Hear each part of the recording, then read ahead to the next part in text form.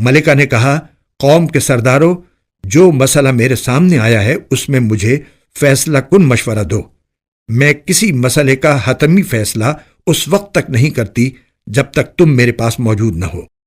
انہوں نے کہا، ہم طاقتور اور ڈٹ کر لڑنے والے لوگ ہیں، آگے معاملہ آپ کے سپرد ہے، اب آپ دیکھ لیں کہ کیا حکم دیتی ہیں۔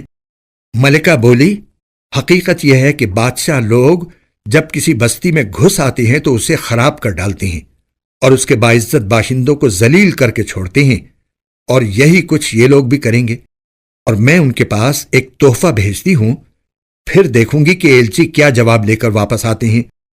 چنانچہ جب ایلچی سلیمان کے پاس پہنچا تو انہوں نے کہا، کیا تم مال سے میری امداد کرنا چاہتے ہو؟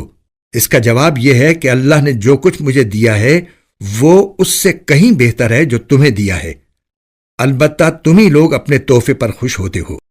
ان کے پاس واپس جاؤ، کیونکہ اب ہم ان کے پاس ایسے لشکر لے کر پہنچیں گے جن کے مقابلے کی ان میں تاب نہیں ہوگی، اور انہیں وہاں سے اس طرح نکالیں گے کہ وہ ذلیل ہوں گے اور ماتحت بن کر رہیں گے۔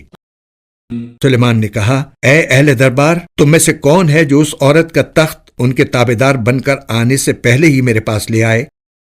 ایک قوی ہیکل جن نے کہا، آپ اپنی جگہ سے اٹھے بھی نہ ہوں گے کہ میں اس سے پہلے ہی اسے آپ کے پاس لے آؤں گا، اور یقین رکھیے کہ میں اس کام کی پوری طاقت رکھتا ہوں اور امانت دار بھی ہوں۔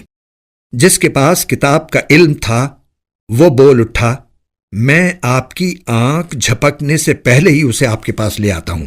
چنانچہ جب سلیمان نے وہ تخت اپنے پاس رکھا ہوا دیکھا تو کہا، یہ میرے پروردگار کا فضل ہے تاکہ وہ مجھے آزمائے کہ میں شکر کرتا ہوں یا ناشکری، اور جو کوئی شکر کرتا ہے تو وہ اپنے ہی فائدے کے لیے شکر کرتا ہے، اور اگر کوئی ناشکری کرے تو میرا پروردگار بے نیاز ہے، کریم ہے۔ سلیمان نے اپنے خدام سے کہا کہ اس ملکہ کے تخت کو اس کے لیے اجنبی بنا دو، دیکھیں وہ اسے پہچانتی ہے یا وہ ان لوگوں میں سے ہے جو حقیقت تک نہیں پہنچتے۔ غرض جب وہ آئی تو اس سے پوچھا گیا، کیا تمہارا تخت ایسا ہی ہے؟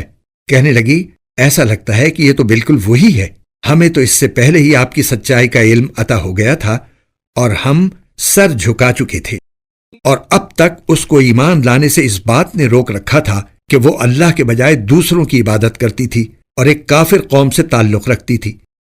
اس سے کہا گیا کہ اس محل میں داخل ہو جاؤ۔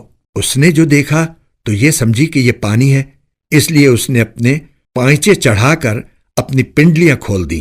سلیمان نے کہا، یہ تو محل ہے جو شیشوں کی وجہ سے شفاف نظر آ رہا ہے۔